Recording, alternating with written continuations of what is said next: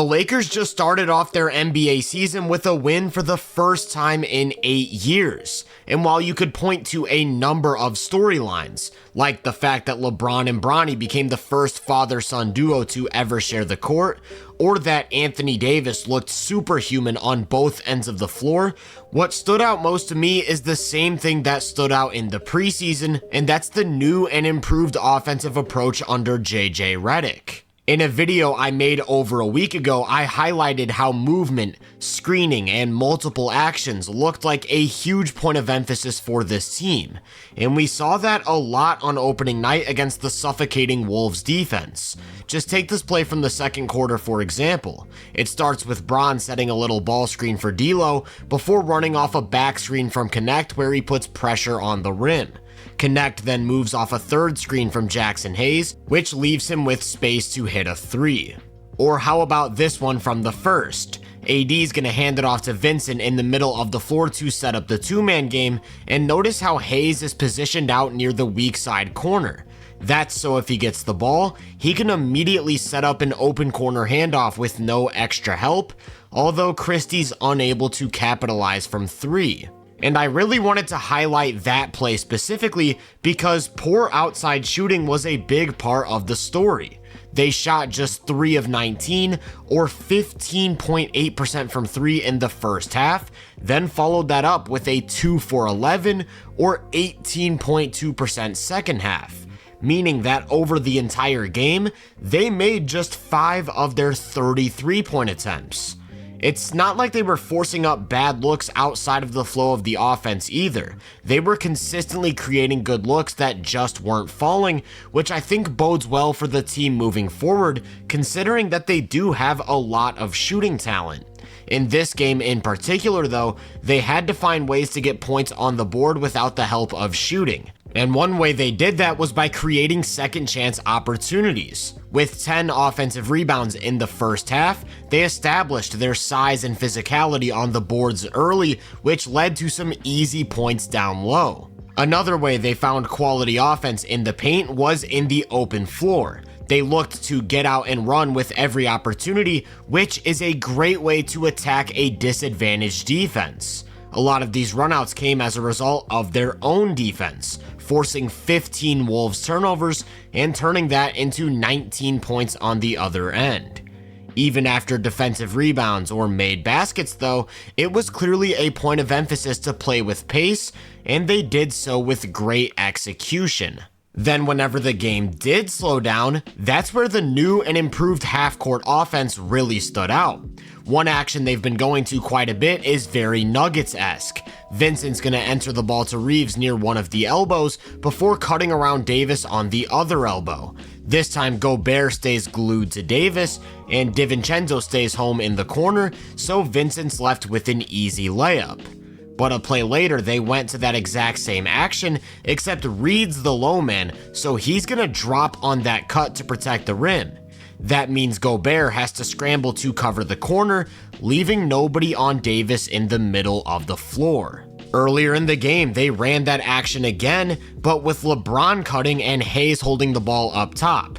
If the cut isn't there right away, that screener, in this case Connect, is going to move into a handoff, setting up the two-man game. Hayes gets open on the roll and takes off for a big-time finish. Setting up two-man action with added movement and screening is perhaps the hallmark of JJ Redick's offense, and the Lakers executed to near perfection in Game 1. One thing they like to do is have someone set a cross screen for the ball screener in the middle of the floor, creating some more separation to set up that empty side pick and roll. With LeBron in the short roll and Davis diving from the middle, Gobert's forced into an impossible 2-on-1 situation.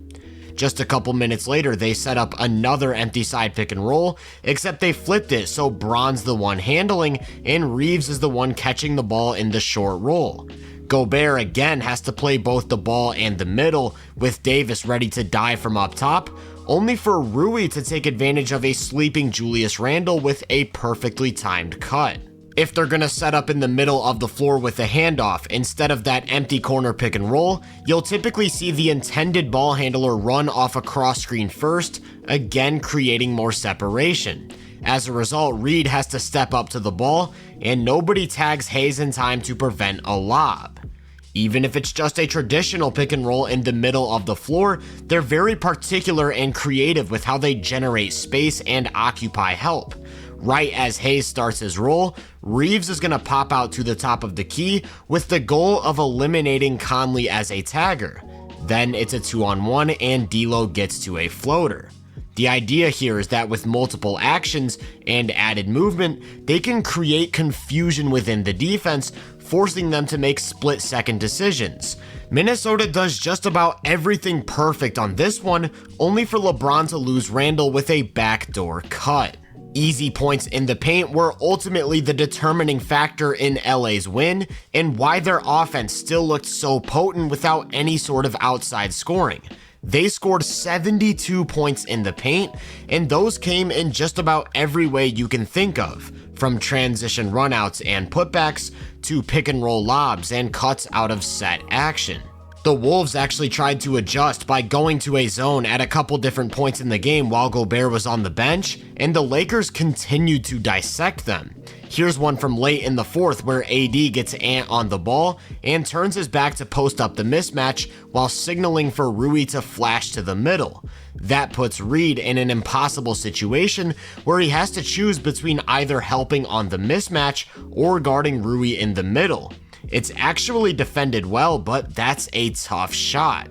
Speaking of which, another defining quality of this new Laker offense is running through Davis as an on-ball guy, and to say he took over in that role would be an understatement. Remember that action I talked about earlier where the ball is entered to the elbow to set up a back screen? Well, this time they use it as a decoy to clear out the middle, only to instead have Reeves set a ball screen for Davis. Gobert goes under, AD attacks that space, and the result is a foul. As a lengthy 7'1" center, it isn't exactly easy for Gobert to get around screens, and by using AD more like a wing in these spots, he's able to create a lot of space for mid-range jumpers. Then the one time in the fourth that Gobert actually tried to fight over the screen, he fouled Davis, sending him to the line as they were in the bonus. So a big chunk of LA's offense in this game was finding ways to get AD the ball in the middle of the floor. As long as he has space to attack, he's really tough to defend as a scorer.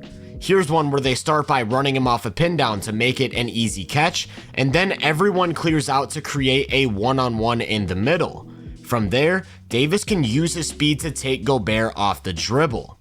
Even on a play like this where Gobert does a good job of staying in front of him with help shrinking the floor, he can step back into a mid-range jumper, and when AD's feeling it like this, there really isn't much the defense can do.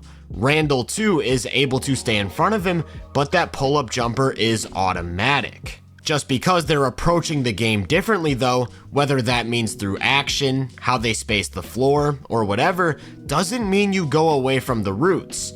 And when push came to shove down the stretch of this game, it was the old faithful spread pick and roll that brought it home. On this one, you're going to see Gobert step up to contest LeBron's mid-range jumper, and Randle forgets to box out, so Davis flies in for second chance points. Then with a minute 40 left, they run it again, to which Gobert first drops instead of committing to LeBron, leaving the old man with too much space on the three-point line. That was the dagger that ultimately sealed this one, giving the Lakers an awesome start to the season.